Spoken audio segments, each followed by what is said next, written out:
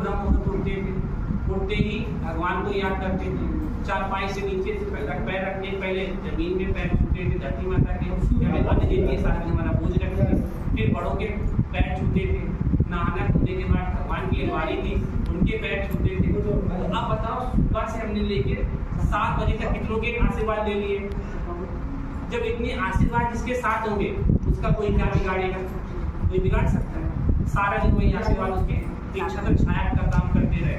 और शाम को आए फिर हमने पूजा आरती संध्या की, तो सारा नींद भी हमारी अच्छी, तो कहीं भी अकाल मृत्यु, कहीं भी दुख बीमारी रोग दोष नहीं है। और अब क्या करते हैं? अब टाइम ही नहीं भगवान के लिए, क्योंकि भगवान भजन करेंगे उसके हम 4 लोग मैसेज करेंगे, ये तो करते हैं है ना। अब भगवान की सुबह उठे तो सबसे पहले नजर कहाँ जाती? भगवान पे नहीं जाएगी, मोबाइल पे फोन तो नहीं है, किसी मिस कॉल तो नहीं, किसी मैसेज तो नहीं है। शाम को ये लगा ली, सो गए, पता नहीं चला। अरे अपने परिवार के लिए टाइम नहीं है। तो ये है सोने का हिरण कि भगवान से भी दूर हुए। पहले तो इस माया ने दूर किया, फिर अपनों से दूर किया। टाइम ही नहीं। देख लो आज घर में 4 लोग बैठे हो, सब अपना अपना ऐसे बैठे, कोई किसी यहाँ पे तो गाना हिट करता है, यहाँ पे वो गाना चलता है, देख मेरे संसार की हालत क्या हो गई भगवान, अब कितना बदल गया। जो भाई पहले भाई भाई प्यार का भूखा था, आज वो मोबाइल का, कोई प्यार में मिठास नहीं, कोई संबंध नहीं, कोई रिश्ता नहीं। किसी सुर में किसी तकलीफ में आपको बगल में वाकई पड़ जाए, आप ऐसे करते रहोगे, यार चुप रहो, अरे चुप रहो। फोन इतना मस्त है, तो ये है माया। तो पहले भगवान से बुद्धि हटी, फिर इंसान से बुद्धि हटी, और उसके बाद खुद से बुद्धि हटी, तो दुखी हुए, शांत हुए। जब रोग पाल लिए तब कहते हैं भगवान अरे बीमारी से, तब रिश्तेदारों परिवार को याद किया, तो मम्मी पापा याद है ना। तब आए तो क्या आए? तो ऐसी सीता ने किया कि सब कुछ राजपाट छोड़ने के बाद सोने के रंग में रोटी फंसी, रावण ले गया। जब राक्षसों के बीच में पहुंच गए तब एक दिव्य का सहारा लिया, तब कहा गया कलयुग केवल नाम आधारा, सुमेर सुमेर नर पुत्र पारा। कलयुग में परमात्मा का ही नाम है, जितना उसे सिमरोगे, जितना याद करोगे, तब ये मनुष्य इस पार से उस पार जा सकता, नहीं तो माया की जाल से छूट नहीं सकता। माया का जाल बिल्कुल मकड़ी का जाल है। जैसे मकड़ी खुद जाल बुनती है और कभी निकल नहीं पाती, उसका रीजन जानते हैं क्या? कारण क्या है? बता सकते हैं? क्योंकि मकड़ी उल्टा जाल बुनती है, वो छोटे से चालू करती है, धीरे धीरे करते बड़े में फंस जाती है आगे। नहीं सॉरी, बड़े से चालू करती है, बोलते बोलते छोटे में आ जाती है। आप कहाँ निकलेगी? तो वही हाल इंसान का है। बड़े बड़े ख्वाब देखता रहता है, ऐसा होना चाहिए, ऐसा होना चाहिए, ऐसा कर कुछ पाता नहीं।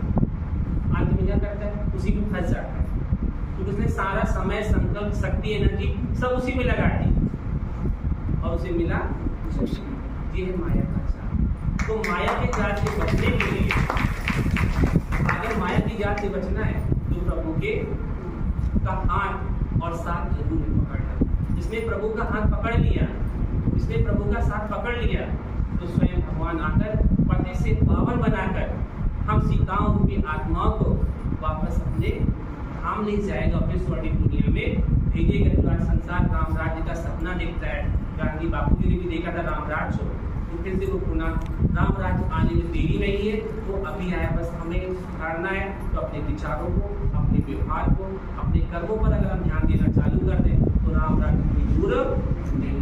राम राज्य हमारे सामने ही है। बाबा कहता मैंने लक्ष्य में ले लिया, ड्रेस सामने डली है, उस पहनने की देरी वैसे तैयार हो जाओ, ड्रेस पहन। तो आप भी इन पुराने संस्कारों को, आज के वाले बहुत हिंदी में कहा, पुराने संस्कारों का संस्कार कर दो, तभी नया संसार मिलेगा। अगर पुराने संस्कारों का संस्कार नहीं किया है ना, तो नया संसार नहीं मिलेगा। पुराने कपड़े फट गए, बालों से पहने रहोगे, कुछ में नया कपड़ा देगा, जब किसी को है तो पहनो। टूटे बर्तन में खाने का शौक क्या होगा? अरे मैं ये पता है मैं मायके मिला था, अभी बहुत प्यार है मेरे लिए, खाओ टूटे नहीं। जब छोड़ोगे तब नया मिलेगा। तो ऐसे पुराने संस्कारों पर संस्कार करोगे तब नया संसार मिलेगा, नई दुनिया मिलेगी, स्वर्णिम दुनिया, जहाँ किसी प्रकार का दुख, अशांति नहीं, कंचन काया होगी, धन धान्य से संपन्न हो गया। बाबा ने कहा ना, वहाँ पर सब कुछ होगा और यहाँ पर दुख होगा, वहाँ पर सुख होगा। स्वर्ग गएंगे, सुख में सब सुखी है स्वर्ग में, और नरक में सब दुखी। आप बताओ सुखी होना चाहते हैं दुखी होना चाहते हैं? बताओ कौन कौन सुखी होना चाहते हैं? कुछ लोग नहीं होना चाहते। एक बात याद रखना, जो हाथ या दूसरे से उठाते हैं, दूसरे का मुंह देखते हैं ना, तो भगवान कहता मैं भी ऐसे ही करूँगा। जब देने का तो बनाया तो मैं भी देखूँ इनको दूंगी, इन्होंने हाथ उठाया था कि इन्होंने उठाया था, इन्होंने इतना उठाया था कि इन्होंने इतना उठाया, जितना इसने उठाया फिर बना दो। यही तो होता है ना। आज आपके जैसे व्यवहार करने, हम आपके यहाँ कोई शादी फंक्शन है, हम आपके यहाँ 500 रुपये कर रहे हैं, इन्होंने 1100 किए, इन्होंने 251 किए, इन्होंने 100 किए, इन्होंने 51 किए, तो आप उसी भाव तो दोगे। 51 कर गए, थोड़े और बढ़ाते हैं, ये हमारे यहाँ 200 कर गए, चलो 251 इतने ही करोगे, लेकिन दुगने नहीं दोगे। तो ऐसे भगवान भी देखता है कि अगर ये सुखी नहीं होना चाहिए तो चलो ठीक है भैया, वही हाल हो जाए, सबरण का खरीद रहे। उन्होंने कहा हमारे आपकी नौका में क्या है? उन्होंने क्या धन लेने की इच्छा है, तो लता पत्ते, उन्होंने कहा तुम्हारी मनोकामना पूरी। जब लता पत्ता हो गए तो क्या वो फिर आगे रहोगे फड़फड़ा के, अरे हम तो आपको नहीं जान पाए रणवीर महाराज, यही तो बोला ना, आपकी लीला तो कोई नहीं जान सकता है। तो भगवान परीक्षा लेता है। ऐसे हम लोग कहते हैं दुखी होना चाहते हैं, सुखी कुछ ने हाथ उठाया सुखी में, तो ऐसे देख रहे हैं, और किसी ने तो हंस के डाल दिया, तो बाबा भी ऐसे हंस के डाले। जैसे बाबा ने कहा आजकल ऑनलाइन मोबाइल चल गया ना, लोग ओनली सेंटर पे सुनने नहीं आते हैं, है ना। पूछो पहले आप आए नहीं, दीदी आए तो मोबाइल में ऑनलाइन सुन लीजिए। तो बाबा कहते ठीक है, जब बरसात देने का नंबर है मैं ऑनलाइन ले दूंगा। आप चाहे उसमें सर्वर चले जाए, चाहे टावर ना, उसमें मेरी गारंटी नहीं है। गारंटी बताओ भाई, ऑनलाइन सुनी तो ऑनलाइन तुम्हें प्राप्ति दी जाएगी। अब उसमें टावर चले जाए, नेटवर्क ना है, उसमें किसकी कमी किसकी है?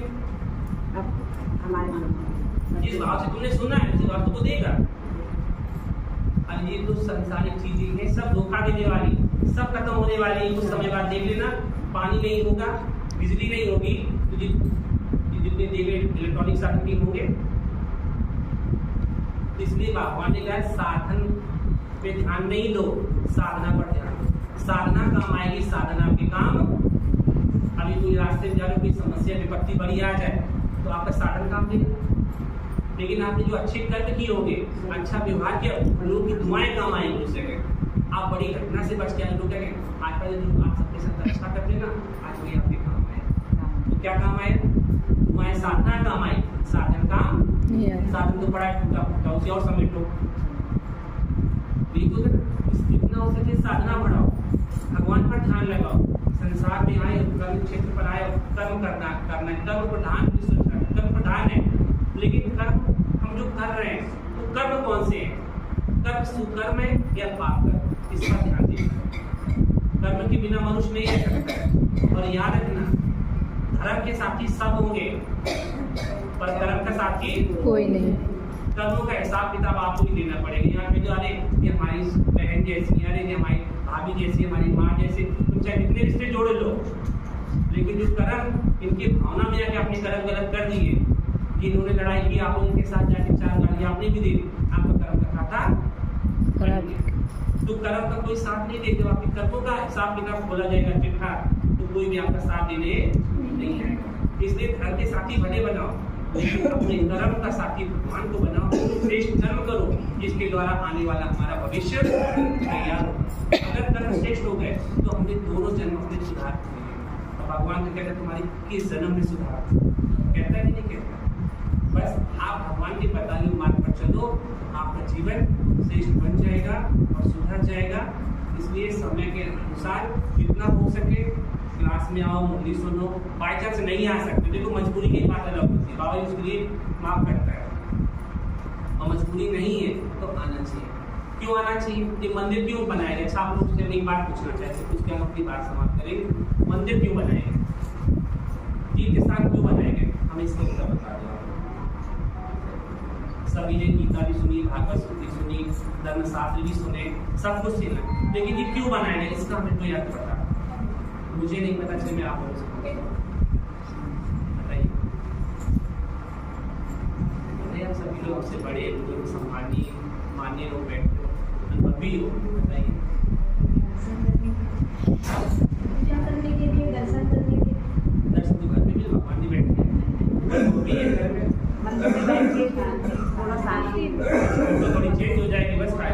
यहाँ गोरे होंगे तो वहाँ काले हो जाएंगे, यहाँ अच्छे कपड़े पहने वहाँ हम अच्छे पहने होंगे। शांति लोग तो मंदिर में जाके बहुत मौका मिल जाता है प्रपंच करने का, लोग चप्पल चुराने का मौका मिल जाता है। इतने सारे मंदिर मौका मिलते हैं बताइए। ज्यादातर आप देख लो व्रत करने आप मंदिर जा रही होगी, आप पड़ोसी को मोदी का दिखाई पड़ी का हाल चाल है, भगवान के भजन मंदिर तो छूट गया, हाल चाल पे आगे अटक गया कि हम जब चढ़ा रहे हैं सामने कोई आ गया, इसकी साड़ी पहन के देवर की जगह अच्छी लगे, हमारी आंखें कहाँ पे जब हम संकट की पिंडी पे गिर रहा हो कि शेषनाग पे गिरा कुछ पता ही नहीं, मरने को लग रहा है कि ना आपको कुछ ध्यान नहीं है, लेकिन ध्यान हमारा आप बताओ कैसे साथ में मिल गई और यार गए लगे हंस। वास्तव में मंदिर और तीर्थ स्थान इसलिए बनाए गए हैं कि जितने कदम हम घर से मंदिर के लिए निकालते हैं उतने हमारे जीवन से बाधाएं समाप्त, बीमारियां समाप्त होती, क्योंकि कदम में पदम का आ गया है, कदम में पदम लिखा है। जितने कदम आप भगवान के लिए जितने कदम निकालोगे आपकी समस्याएं दूर होंगी, बीमारियां दूर होंगी, परेशानियां दूर होंगी। मुझे धार्मिक मनोकामना हमने मानी थी कि वैष्णो माता हमारी पूरी दर्शन करने आएंगे, तो मानी थी तब तो मैं दर्शन करने पूरी हुई, वैसे क्या किसी मंदिर में मान के आप जैसे गौरी शंकर मंदिर में माना है भोलेनाथ अगर हमारा हमारी लड़की शादी अच्छी कर होते हम आएंगे आपने घंटा चढ़ाएंगे, तो मांगना तब तो गए ना। तो जब से आपने कदम एक बार मांग लिए, कदम बढ़ाए, तब आपकी मनोकामना पूरी हुई, तब दोबारा है। तो हर कदम में पदम है, तो जितने हम कदम भगवान के लिए निकालते हैं मंदिर के लिए या सत्संग के लिए, उतनी हमारे जीवन से बाधाएं समस्याएं दूर, इसलिए मंदिर और तीर्थ स्थान बनाए हैं। ठीक है, ओम शांति।